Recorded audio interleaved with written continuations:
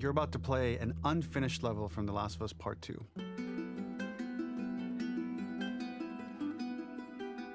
The reason we added this section is there are a few sequences, and we picked the 3 of the best ones, that we cut from the game. Often we build a game that's much bigger than what ends up being the final product. They were months away from being finished, but we wanted to give you an insight of what it's like when we built the game, because often we have this whole thing constructed and it doesn't have final art or audio or dialogue. And here you get to see the building blocks of what it's like when we first string a bunch of these levels together. This is the intro to the first deleted level, and this one is the roughest of the 3. We wanted to show more of how Jackson operates. So this is the festival where Ellie ultimately kisses Dina. This sequence would have come very late in the game as a flashback sequence while you're in the farm with Dina. And we wanted to show what is the rest of Jackson doing, and wanted to put on the stick, make it interactive. So you could see when you're outside, there are all these almost like carnival games that you can play. You could mix drinks, you could play with these kids that are playing a sort of clicker Marco Polo, sit down and listen to conversations. And all the different interactions were first or second pass, very, very early passes. The building blocks are there, but nothing is final. And ultimately, while we were very excited by this sequence, it's pretty fun and lighthearted. It just slowed things too much as we're barreling towards the end of the story at this point. So again, reminder, rough, missing audio, missing animation, missing gameplay tweaks, missing dialogue, but pretty representative of what it would have been. So enjoy.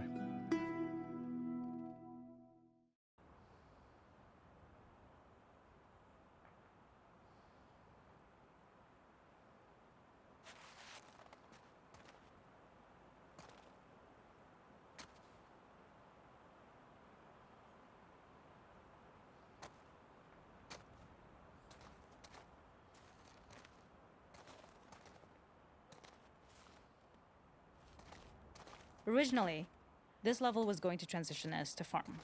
We would go all the way through to the dance, where Ellie and Dina share their first kiss. Then we would play through farm, and when Ellie plays the guitar at night, she would remember the Seth incident. So, the opening for this was a little tricky. We needed it to match at least a little what you might expect emotionally coming from prior beats, because we were already purposefully disorienting you in time and space. Remember, you just came from this huge fight. To jump straight into it would have been a little too jarring. After some back and forth, we rooted it in Ellie's nerves, calling back to her hands shaking in the theater. But this time, for a much more innocuous reason we'll find out later. She's nervous because she has a crush on Dina, who is the only reason why she's here at the dance. Something we really wanted to do was highlight the way their lives had turned upside down since she went down this path. We had this idea of recontextualizing all of our usual gameplay mechanics that were designed for really violent ends. The workbench, door bashes, throwable weapons, and even the infected, which is my personal favorite. Peppered throughout the level are moments of levity or shared history, all the while seeing how happy and mundane they all were before her huge revenge odyssey.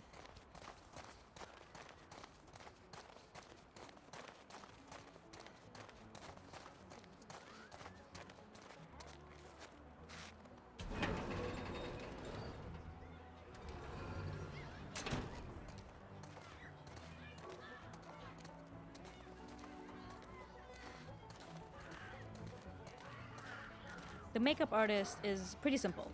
It's one of those little in-game scenes we peppered in to make it feel like Ellie had roots in the town. Hallie, our writer, mentioned that in her mind, an ex-girlfriend of Ellie's tattooed her arm to cover up her scar. So we figured this might be the only time you get to see that. We wanted to hint at it and allude to it and make it feel like there had been so much more that had been happening and so much more that Ellie threw away.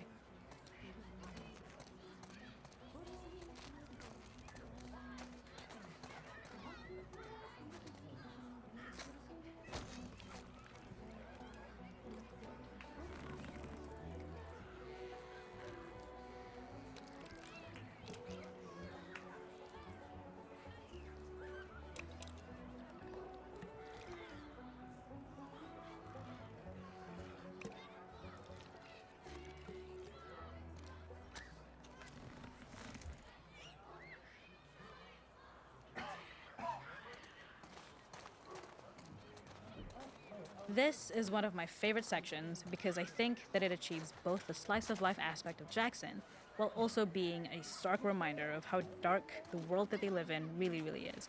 To attract attention and curiosity, one of the kids was supposed to make this adorable, messed up little clicker impression, and the others would giggle.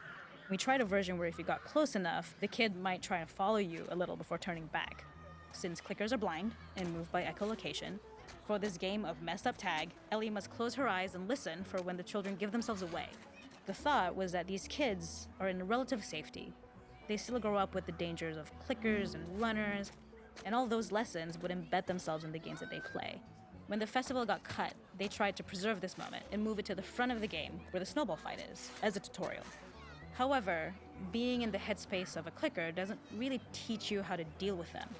Eventually, it evolved, and they instead made the snowball fight, which was, I think, way more effective. For me, it's character illuminating that not only does Ellie know this game, she plays along.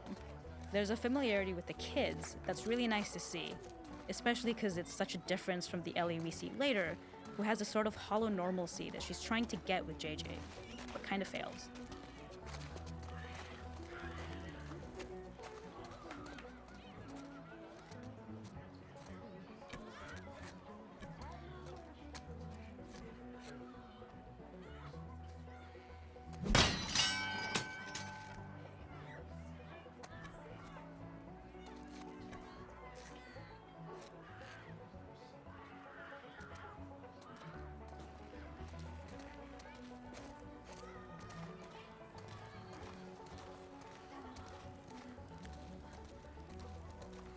We use our workbench a lot to make a lot of things that kill and maim and hurt people.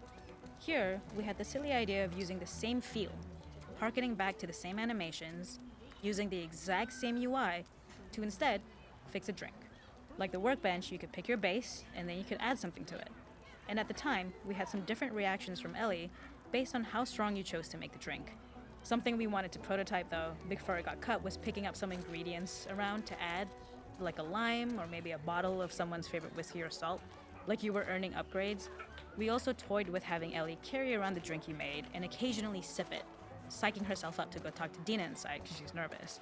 It got too noodly though, because she would need to keep placing it somewhere before she did anything, so it would have ended up more trouble than it was worth.